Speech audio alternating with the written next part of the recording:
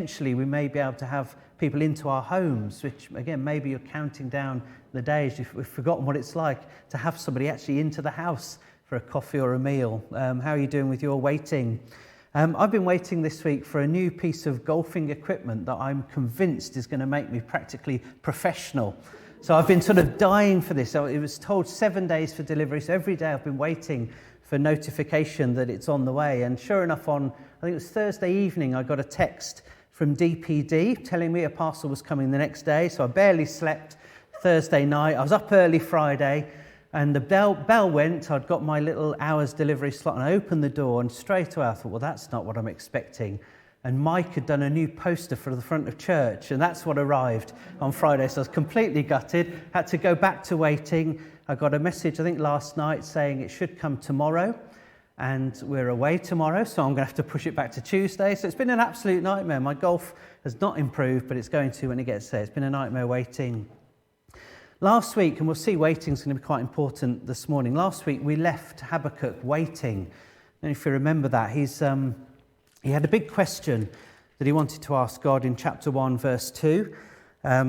He says, "How long, Lord, must I call for help? How long must I wait? But you don't listen. I cry violence, injustice, Hamas. It's all happening among the people of God, but you don't save, you don't respond."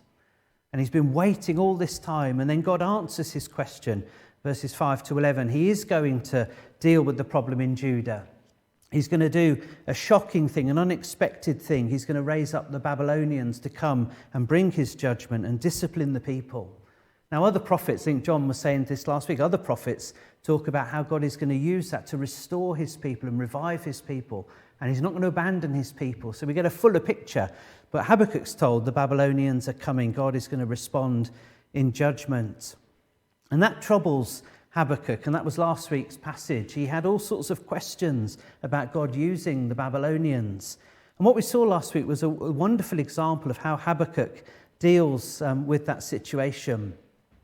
I'm just going to grab my water. I seem to be making a habit of needing a drink.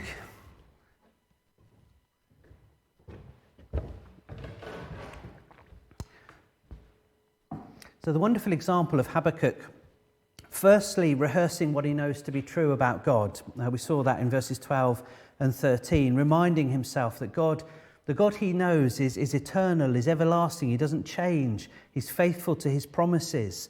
His promises are sure and certain and trustworthy. God is his rock, his holy one's relationship there. He sort of rehearses those things. Then secondly, he brought his difficulties before God. He brought his questions. He was honest with God. He wrestled with God. He brought the confusion, the perplexity. You know, that scene we said from Captain America last week where he seems to be acting in a way that we wouldn't expect. And Habakkuk's wrestling with that as the middle section. And then finally last week we had Habakkuk stationed on the ramparts, on the city wall, looking, he says in chapter 2, verse 1, to see what the Lord will say to me. He's looking for an answer to the situation he's brought before God. And he's looking, I think, for a clear, unmistakable word from God. He's looking for his response. And we see, if you just turn your eyes down to verses 2 and 3 of Habakkuk chapter 2, we come to God's response to this second question. Let me just read them to you again. The Lord replied, "Write down the revelation, write down my answer, make it plain on tablets so that a herald may run with it. For the revelation awaits an appointed time. It speaks of the end and will not prove false. Though it linger, wait for it. It will certainly come and will not delay." You see here that when God speaks through his prophet, his spokesperson, the revelation is completely clear. It can be written down. A herald can run with it and proclaim it to the people of Israel. When God speaks or is about to speak, it's unmistakably God speaking. Habakkuk's not going to be left in the dark, unsure. Is God saying this or is he saying that? Or getting a sense of what God is saying. The revelation is absolutely clear. It can be written and it can then be proclaimed to others. And notice that although it's clear, its fulfillment is also certain. It speaks of the end, says God, and it will not prove false. It will certainly come. God has spoken or is about to speak, and it will absolutely happen. Just as the arrival of the Babylonians is a certainty, the answer to the first question, so this revelation God is about to give now is as certain as that. It's absolutely guaranteed to happen and to come into being. Notice, though, that God does say in verse 3, and this is important and again brings us back to our kind of theme, God says, though it linger, wait for it. It will certainly come and it will not delay. I learned something new about Annika in this last week. I think a few days ago, a spreadsheet arrived detailing everything that was going to happen yesterday with the wedding. I'm certain it wasn't Mike. I think this was Annika's work. It started at 7 o'clock in the morning. It ran right through till 9:30 in the evening. Every little thing that was going to happen in order, in detail, so everybody knew what they were doing. It was an incredible plan. And to give Annika her due, she did say, of course, the timings, we can't be exact, that things are going to happen, things are uncertain, but this is the general sort of pattern. This thing will follow the next. And I did notice, it's funny when you see a plan like that, I did notice and smiled that as we pulled away from St George's School yesterday, we pulled away at the time, we were actually due to arrive at the reception. So already there were more photographs, there was more clearing up, the plan was out a little bit, but it ran beautifully. But notice here, though it linger, says God, though this revelation, this word I'm about to speak, though it linger, wait for it. It will certainly come and it will not delay. There's a sense here in which God's plans will never be delayed. They will be delivered at the appointed time. Exactly when he wants these things to happen, they will happen. So they're coming, they're certain, and although they linger from our perspective, there is no delay. Where God is concerned, it will happen at his appointed time. So already just early on, I think there's some useful things for us to sort of take on board.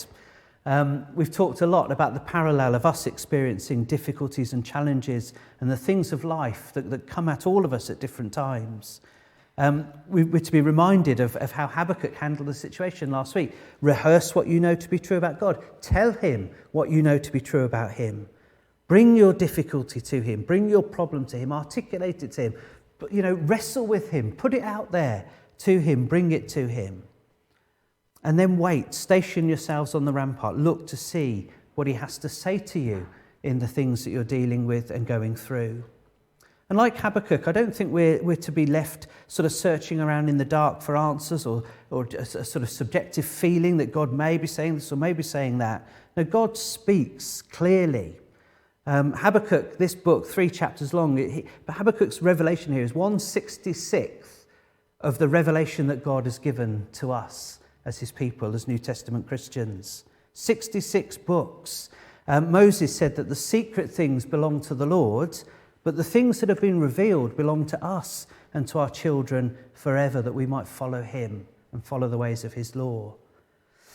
So immediately we see from Habakkuk that as men and women of faith in 2021, we are to wait actively in his word, prayerfully in his word. God has spoken and he continues to speak. The scriptures, his revelation is sufficient for us. And we're to do that prayerfully. We're to do that looking to God's Holy Spirit, who takes the words that the Spirit has caused to be written and applies them into our lives, into our hearts, into our minds. It's amazing, and I'm sure it isn't just me, but I know there are times when life gets really difficult and tough, and you're really sort of under pressure and under the weight of things. How easily I, and I'm sure others of us here, we can turn away from God. We can cut him out, as it were, for a period of time. We can not speak to him. Our Bibles remain shut. We can begin to back away from the church family and the community of our brothers and sisters. And I've found when I've done that I then find myself thinking, I feel abandoned. I feel that God isn't communicating with me. Where are you, Lord? And yet when I look at it, I've turned my back on the very opposite of the things that Habakkuk does here. Habakkuk turns to God in extreme difficulty. We've talked about this in previous weeks, haven't we? The threat of the Babylonians, the horror of seeing Judah just gone AWOL, and where is God? Real difficulties. And he comes to God, He speaks to God. He waits to hear what God is going to have to say. He's looking for a word from God. And this is a great model for us. The man, the woman of faith will wait in the word of God, praying that the Spirit of God will speak to us. It's wonderful, God's sovereignty, isn't it? It means that none of us are here by accident this morning.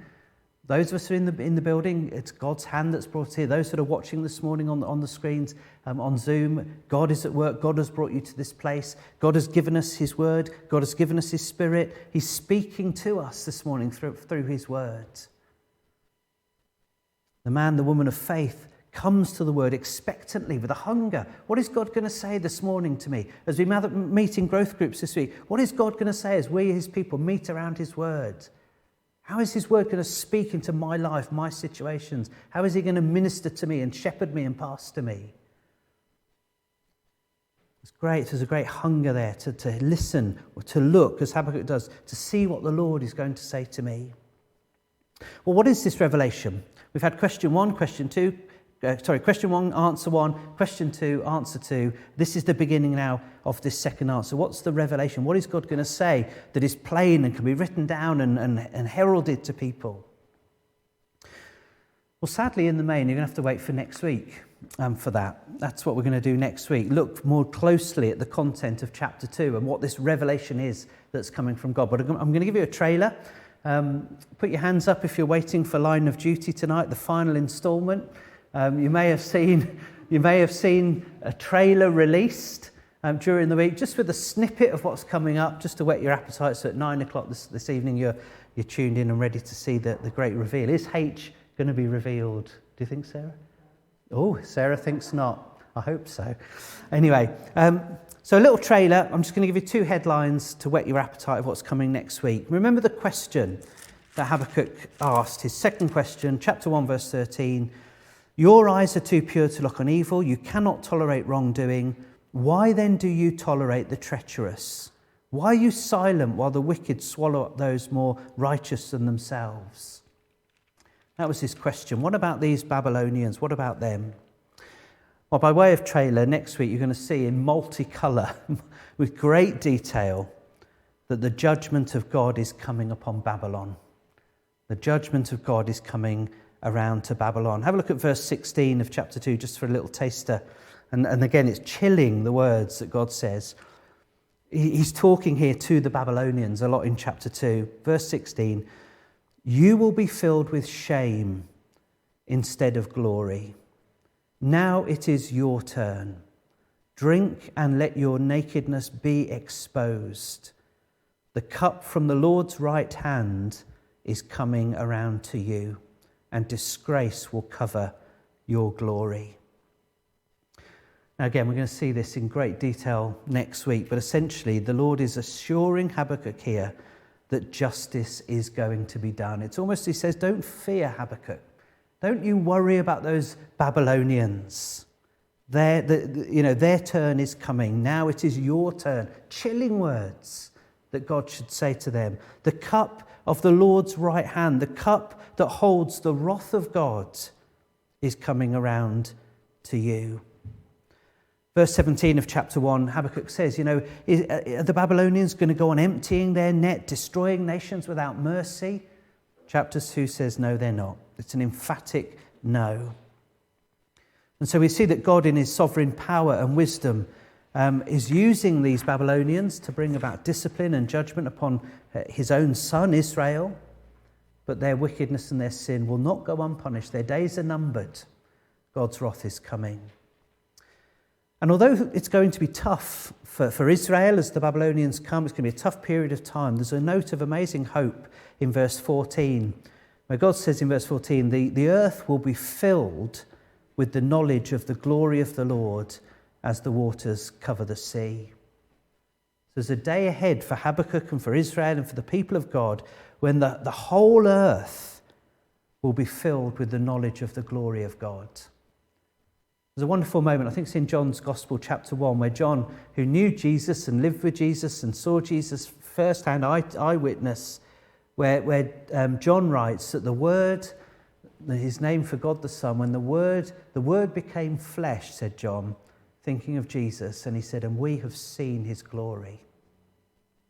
And he had that up close and personal view of the glory of God, his control over nature, his power over evil and sickness and death, his power to forgive sins, the power for him to lay down his life and take his life back up again. We have seen his glory, said John. And God says to Habakkuk here, the day is coming when the whole earth will be filled with the knowledge of the glory of the Lord as the waters cover the sea. Every eye will see my glory on that final day. So there's wonderful hope that's coming. But the thing I want to think about now, just in our last little section this morning, is how do the righteous live while we're in the waiting room? And that's the question here that Habakkuk's having to deal with, and God's going to speak to Habakkuk and to us about that right now. How do the righteous live? How do we wait? Habakkuk's got to wait for God to bring the Babylonians, to then judge the Babylonians, and he's waiting for the day when his glory will cover the earth. How do we wait? Well, the answer's there in verses 4 and 5. And again, I want you to think, we've talked a lot about the situations we deal with, the pressures, the difficulties of life, the suffering we go through. What's God saying to us this morning in that situation? Well, verse 4. See, the enemy is puffed up, says God. His desires are not upright, but the righteous person will live by his faithfulness, or will live by faith. Indeed, wine betrays him. He's arrogant and never at rest, because he is as greedy as the grave, and like death is never satisfied. He gathers to himself all the nations and takes captive all the people. What Habakkuk is seeing here, and what we're seeing here is that we can live in the way of the Babylonians, or we can live in the way of faith.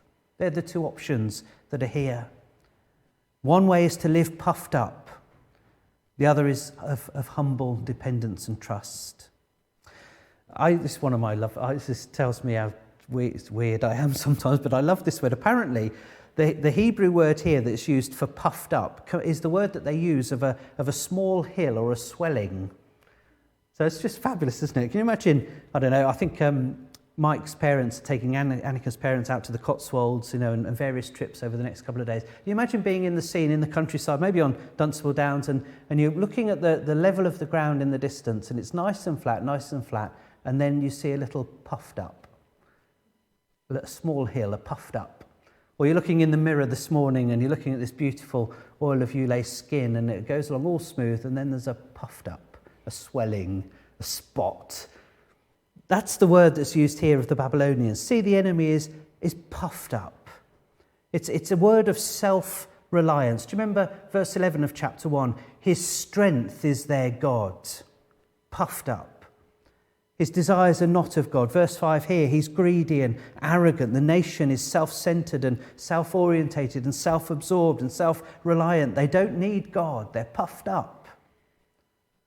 They're the complete opposite of what verse 4 is calling for in the waiting room, to have faith in God. Verse 4, the righteous will live by faith. The righteous wait in faith. Even in the times when it doesn't seem to make sense to do so, the righteous wait in faith. Even in appalling circumstances and difficult and dark sufferings. In the waiting room, the righteous live by faith. They hang on to the Lord in dependence and trust. They hold on, as Habakkuk has been urged to here, to his promises, to his words, to his faithfulness. And we can see, it's amazing, isn't it, when you stop and think about it, from cover to cover in the Bible, it's been true of the people of God from the beginning. The Israelites in Egypt, in slavery for 400 years, eventually crying out to God for rescue.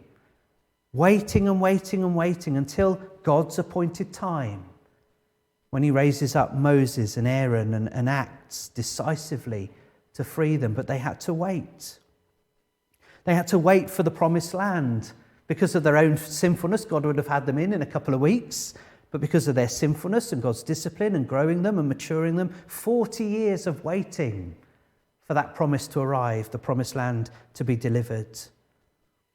After what God has said to Habakkuk comes true and the Babylonians come, many of them will be taken off into exile, back to Babylon. 70 years of waiting God has promised to restore them. God has promised to bring them back to the land. God has promised the rebuilding of the walls and the temple. God has promised great things, but 70 years of waiting, faith in the waiting room. And the wait for the Messiah, the wait for the greater Son of David to come, the King who will be the King to end all kings, the King who will reign forever in God's kingdom, waiting for the Messiah to come until John says, we have seen his glory, he's here. And the church now, me, you, waiting 2,000 years for the return of the King, waiting. As you look through the Bible, God doesn't remove times of doubt or difficulty. He doesn't remove uncertainty and wrestling with him. But as we wait, he encourages us constantly to wait in faith, to trust in him. He is dependable. He is faithful. He will hold on to you. He will deliver his promises. And that's the thing, isn't it? All of this is, we're encouraged here to put our faith in God in the waiting room. Trust him, have faith in him, wrestle, hold on to him. But all the time the Bible says his arms are under you. We can only hold on to him because he's holding on to us. He's faithful. He will deliver. And as we wait, of course, we know the end of the story. Like Habakkuk was told here, we know that the day is coming when the earth will be covered with the glory of the Lord as the waters cover the sea. We know that this revelation, this hope that we have, will not prove false, though it linger. 2,000 years is a sizable linger. Though it linger, wait for it, says God. It will certainly come, and it will not delay. Jesus will come at the moment that God has decided he will come. Though it linger, wait for it. It will certainly come. It will not delay. And while we're in the waiting room, the righteous live by faith. A steady, firm trust in God as we wait. I'm going to finish with a couple of words. I ummed and ahed about Habakkuk because we've just done 18 months in Hebrews, and there's a lot of similarity between Habakkuk and Hebrews. I wasn't sure whether we needed something completely different, but actually, well, we've gone with Habakkuk. God's hand. Listen to this just from Hebrews and see the similarities with Habakkuk's situation. Remember, says the writer to the Hebrews, those earlier days after you had received the light, when you endured a great conflict full of suffering. Sometimes you were publicly exposed to insult and persecution. At other times you stood side by side with those who were so treated. You suffered along those with those in prison. The equivalent almost of the Babylonian invasion, the church under pressure and under threat and in difficulty. But it says there that it goes on to say, you joyfully accepted the confiscation of your property because you knew that you yourselves had better and lasting possessions. So do not throw away your confidence. You will be richly rewarded. Can you hear Habakkuk 3 and 4 coming through again? For in just a little while, he who is coming will come and will not delay. There is no delay. He will come when God says he's to come. And verse 38, my righteous one will live by faith. I take no pleasure in the ones who shrink back, but we don't belong to those who shrink back and are destroyed, but to those who have faith and are saved. We live by faith in the waiting room, in Habakkuk and in Hebrews. And faith is having confidence in what we hope for and assurance about what we do not see. And this is what the ancients were commended for. Habakkuk's not in that list in Hebrews 11, but he's absolutely one of them, waiting by faith in the waiting room. Well, next week we'll see just exactly what God has to say to the Babylonians. He's a God who will deal with sin, but we'll get to that next week. Some balloons. Have you got some balloons now? This is Mike's craft, which is to show us that the Babylonian threat, God is going to pop this balloon at the appointed time. So let's just see you pop those balloons. They look brilliant. Give us a show on the screens and then pop away as we see the Babylonians disappear. Here's the Burtons. Have you got a pin or something? Do you want to give them a... Oh, way, brilliant. Fantastic. So next week we'll see the end of these Babylonians.